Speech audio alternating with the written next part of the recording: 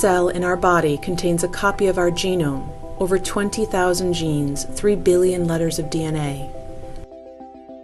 DNA consists of 2 strands twisted into a double helix and held together by a simple pairing rule.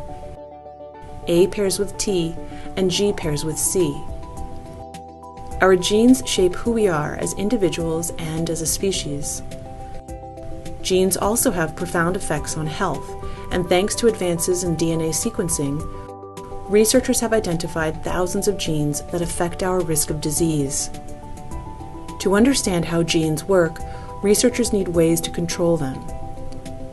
Changing genes in living cells is not easy, but recently a new method has been developed that promises to dramatically improve our ability to edit the DNA of any species, including humans. The CRISPR method is based on a natural system used by bacteria to protect themselves from infection by viruses. When the bacterium detects the presence of virus DNA, it produces 2 types of short RNA, one of which contains a sequence that matches that of the invading virus. These 2 RNAs form a complex with a protein called Cas9. Cas9 is a nuclease, a type of enzyme that can cut DNA. When the matching sequence, known as a guide RNA, finds its target within the viral genome, the Cas9 cuts the target DNA, disabling the virus. Over the past few years, researchers studying this system realized that it could be engineered to cut not just viral DNA, but any DNA sequence at a precisely chosen location by changing the guide RNA to match the target. And this can be done not just in a test tube, but also within the nucleus of a living cell. Once inside the nucleus, the resulting complex will lock onto a short sequence known as the PAM.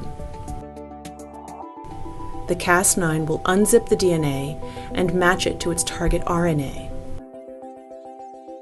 If the match is complete, the Cas9 will use 2 tiny molecular scissors to cut the DNA. When this happens, the cell tries to repair the cut. But the repair process is error-prone, leading to mutations that can disable the gene, allowing researchers to understand its function. These mutations are random, but sometimes researchers need to be more precise, for example by replacing a mutant gene with a healthy copy. This can be done by adding another piece of DNA that carries the desired sequence.